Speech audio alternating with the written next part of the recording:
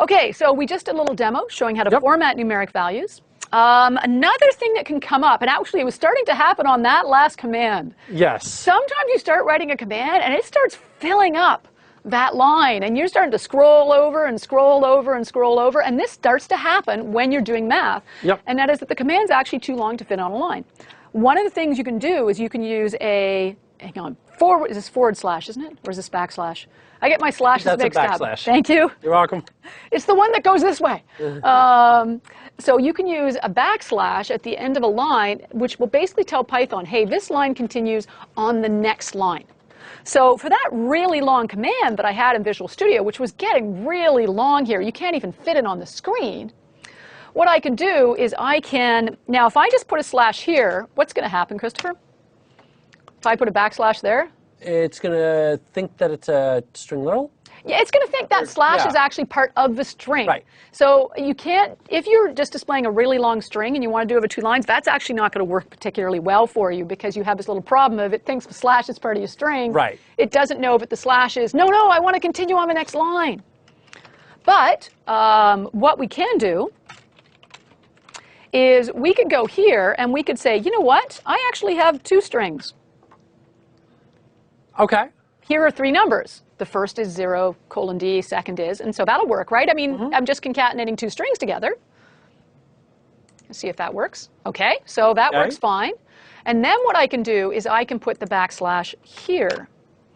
And now it actually recognizes that, oh, wait, there's no little squigglies or anything strange happening here. So now it actually recognizes that that backslash is indicating this command is continued on the next line. So when I run, it executes as if it was 1 line of code.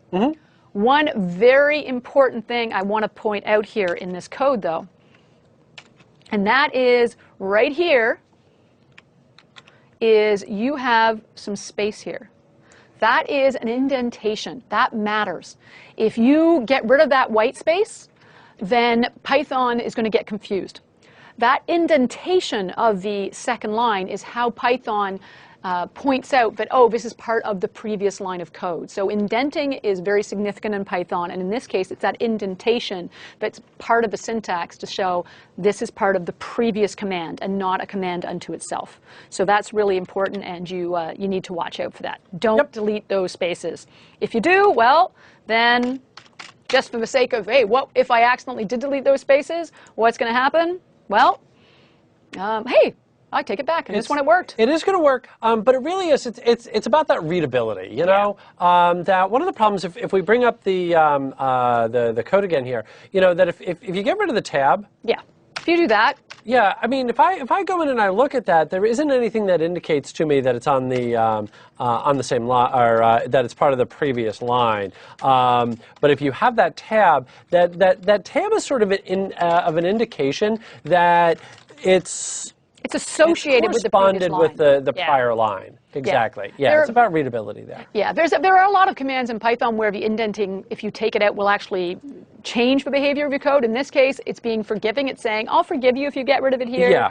But said there are other situations in Python where if you actually get rid of that indentation, it will actually execute a different way. Execute a different way.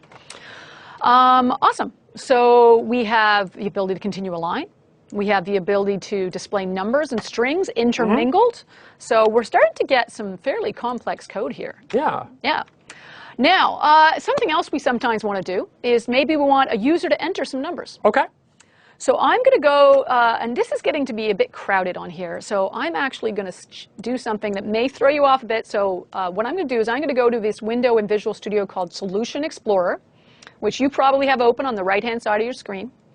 And I'm just going to go to my project, Module 4, Working with Numbers, and I'm just going to go, I'm going to say Add a New Item, because I want to add a brand new file, because this one's just getting kind of cluttered with a lot of code in it. I want to start a fresh Python file, but I want to keep all my files together because they're all about the same chapter. So I'm going to go Add New Item, and I say Add an empty Python file, thank you.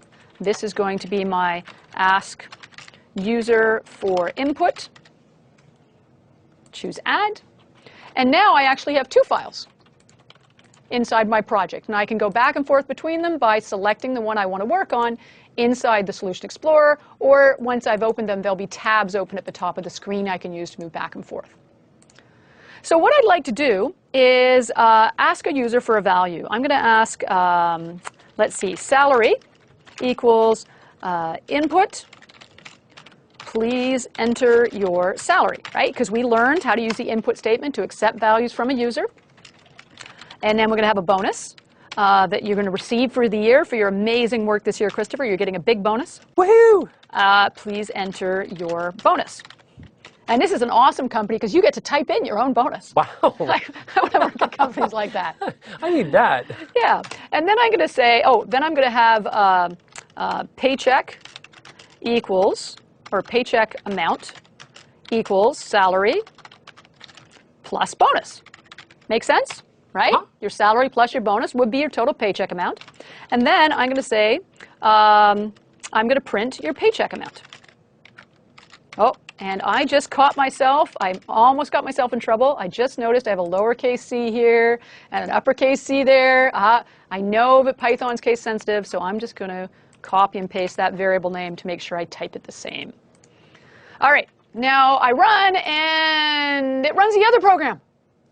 Oh, that's not what we wanted. That's not what I wanted. I created another file. I want to run my new file. Well, that's because when you have more than one file inside a project, there's always one which will run by default. Doesn't know which one to run. Yeah, it doesn't know which one to run. So it's still running the old one because it's still there. Now, I can go here, and I can say, start it. So I can run it by right-clicking on it, saying start without or start with debugging, and it will run my code. The other option is if you're going to be running it frequently, you can also right-click on that file, and you can say set as startup file. And that'll change which one runs by default when you just press the F5 key or press the play button. I like doing that because usually I'm working on one file at a time, and I just want it to run that one all the time while I'm testing. So I prefer to change the startup file option. So if we go back to Visual Studio, I right-click, I have set this as a startup file, so I right-clicked and chose Set Up Startup File. And now when I run, and I just realized I should have a space there, it'll be nicely formatted, it says, please enter your salary. Okay. All right, so I'm sure your salary must be at least $500, Christopher. I think so. And your bonus this year is going to be a whopping $75. All right. All right. That's not bad. And then it comes back and says my total paycheck amount will be $50,075. Not for nothing. I kind of like that. I like that. That's new math. I like that math. That math worked out really well for me. Yeah. And this is one of those things where you go, whoa, wait a second. What just happened here? How can 500 plus 75? Shouldn't that be 575? You would think. Yes. Right. What I'm going to do here is I'm actually going to try and show you what's doing. I'm actually going to try debugging. We haven't seen the debugger yet, but this is there will be times when you're going to need to see what's going on inside the code where you're going, well, why? My code ran, it didn't give me an error message, but the result's totally off. Mm-hmm. So you might want to see what's happening. One of the neat things you can do in Visual Studio is you can actually execute your code step by step, and as you go through the code, all those great variables you've set up, you can see what's inside the variables, and that's really powerful when you're trying to figure out what went wrong. So let's go back to Visual Studio, and I'm going to click in the margin here. And see that little red dot that appears in the corner? When I do that, that little red dot makes a breakpoint. So I can put it on different lines of code. I can make multiple breakpoints, and I can get rid of them just by clicking on them again. And when you put a breakpoint in the code, then you're telling Python, hey, or you're telling Visual Studio, hey, when this code runs and you get here, stop. I want to look around and see what the heck is going on. So I've got a breakpoint on the very first line of code because I don't know where it's blowing up. And I say, run. And it flashes on the screen. You're like, hey, where's my screen? Ah, there's a hint over here in the corner. Let's go scroll over a little bit here. Try not to make you dizzy. See the little yellow arrow that we've got there? That yellow arrow on the red circle indicates you're about to execute this line of code. So what the debugger has done is said, you put a breakpoint here. You told me to stop when I got here. Well, I'm here. I've stopped. What do you want to do next? Oops, I did wrong control button. So when I have that breakpoint, whoops, wrong one. Apologies. I just hit the wrong function key there for a second. Another file. Oh, file's running too. Okay, let's try this again. Run. Okay, so now here I am again. I'm at that first line of code it's about to execute. Now the neat thing is, When you hover over different points inside the code, it actually sort of shows you some of what's going on. It gives you like hints as to what's happening. But it hasn't executed any code yet, so there's nothing really to look at. So what I'm going to do is I want to execute the next line of code. Over here in the top right corner, you're going to see 3 buttons. Step into is the one you want to play with. Step into means execute the next line of code. Okay. So let's just stick with that one button. Just execute one line and go back. Sure. So I'm going to hit that step button, and now it executes. Oh, and of course, it's asking me for a value because, of course, that command was ask the user for a salary. I make $500. $500. I hit enter, and I'm back in the code again. Okay. And the little yellow arrow here has moved to the next line because it's saying, I'm about to execute this line of code. Anything you want to look at? So what's neat is I can actually hover over salary. I'm noticing something funny there. Yeah. I'm noticing the single quotes. Single quotes means string. Bingo, yes. Remember we talked earlier when we first created our first numeric variable, we said when we said age equals 42, how does it know it's a number, not a string? Yep. No quotes. Right. Okay. So it's seeing that as a string. Because that's right, because input returns a string. That's where things are going wrong. That's right. The input function returns a string. So what it ends up with is it ends up with a string value for salary, a string value for bonus, and suddenly when you say salary plus bonus, it's seeing string plus string. That means concatenate them together and you get 50,075. Oops, not what we had in mind. So we can see, thanks to the debugger, we can actually see that, oh, we have a number that's being treated like a string. And that's not what we want. It's not what we want. So what we need to do now is we're quickly going to go here, and we got this weird result that happened because it was basically treating it as strings. It was as if we had typed in a salary of 500 with quotes around it and a bonus of 75 and got these strange concatenated strings. So what we have to do is we have to somehow convince it that when it gets that result from the input statement to treat it as a number. Right. The way we do that is there are functions that will convert from one data type to another. Okay. And just kind of looking at that, those functions seem to match the data types that we want. So if I want an integer, I would just use int. If I want a floating, I would use float. Somebody else actually had pointed this out earlier, the str for string. Yes. Okay. Yeah. Exactly. So these are functions you can use to say, take this value, or the value in this variable, convert it into an integer, please. Yep. Take this value, convert it into a long, which is just a bigger integer value. Right. Any sort of whole number if it has no decimal places. Float converts it to a number with decimals, and string will take a number and switch it into a string. Yeah. And actually, there's a couple of people that have pointed out that when it comes to doing something like this, this is something you run into constantly across all languages. Because anytime that I put together a text box, or we're doing a command line, that by default it's going to treat it as a string. Yes. So that's what you've got back. Now you're going to try and do math with it. Well, now you've got that problem. Now the way that you're going to do the conversions will vary, but the fact that you have to do them, the fact that it's coming in as a string, that's consistent across all languages. And and you bring up the point of, like, if you decide to start building websites or forms where users enter data, you made an awesome point. That's right. Typically, when a user enters a value in a text box and you ask for the value of the user typed in, it's going to give you a string. So you're going to have to convert it to a number to do your math. So this is such a common scenario. It's annoying.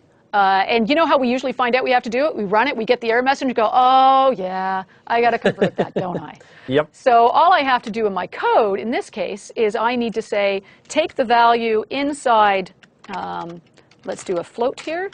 Let's take the salary, convert it to a float. Let's take the bonus, convert it to a float. And now it should be taking a numeric value. It takes a string, converts it to a number, takes the other string, converts it to a number. So now I'm adding 2 numbers instead of 2 strings. So fingers crossed. Oh, hang on, I was still in the middle. I just did the editing while the code was running. Let's get rid of that breakpoint. I don't want that anymore. I just want to run my code. Please enter my salary, 500. Bonus, 75. 575. Success.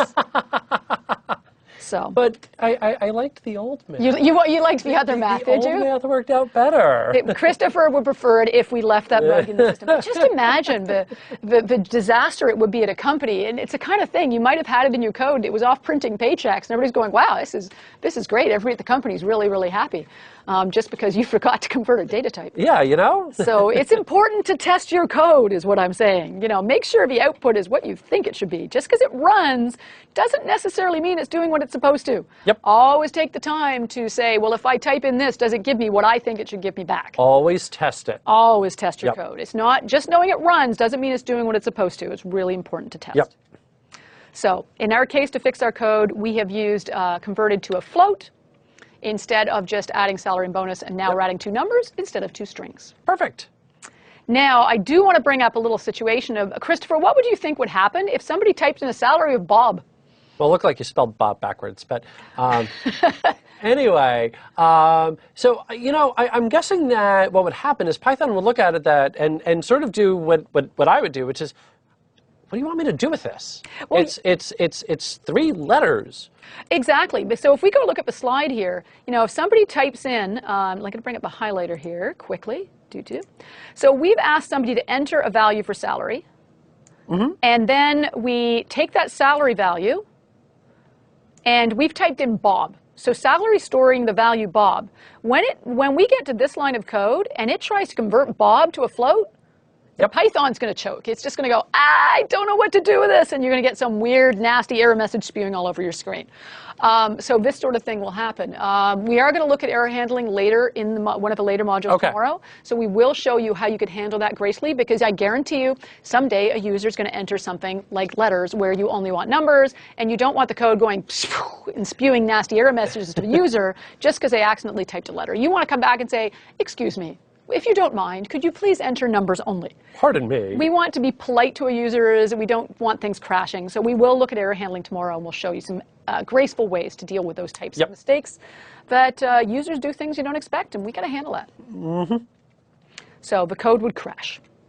So we've just done a demonstration of showing that data type. So now you have the information you need to complete this challenge. Okay, so what's our challenge? Your challenge today, should we choose to accept it? Should you choose to accept it? You are going to create a mortgage calculator. There's a lot of websites that do this online.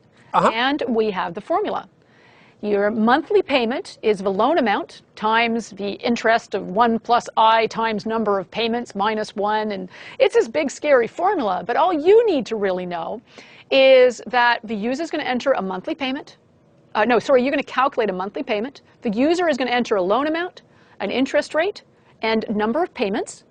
And with that information, using the formula here, you're going to be able to return to them what their monthly payment would be. So that's your challenge, a very real-world problem. But hey, you may find yourself using this code to calculate how much you can afford to buy that car or that house. Absolutely, absolutely. Fantastic. So congratulations. You guys have now got the ability to solve mathematical problems using your code. Start working with the numbers. Excellent. Well, I don't know about you, but I'm kind of hungry. You guys have been doing well. You've held up so well being here this long. You rock. Now, the good news is we've gotten through the long part of the day. After lunch is the shorter part of the day. We got through 4 this morning. We're only doing 3 this afternoon. So what do you say we take a break for a meal? I like it. And we'll be back in about an hour. So we'll see you guys back here in about 60 minutes. 60, about an hour. See you soon. We'll see you then.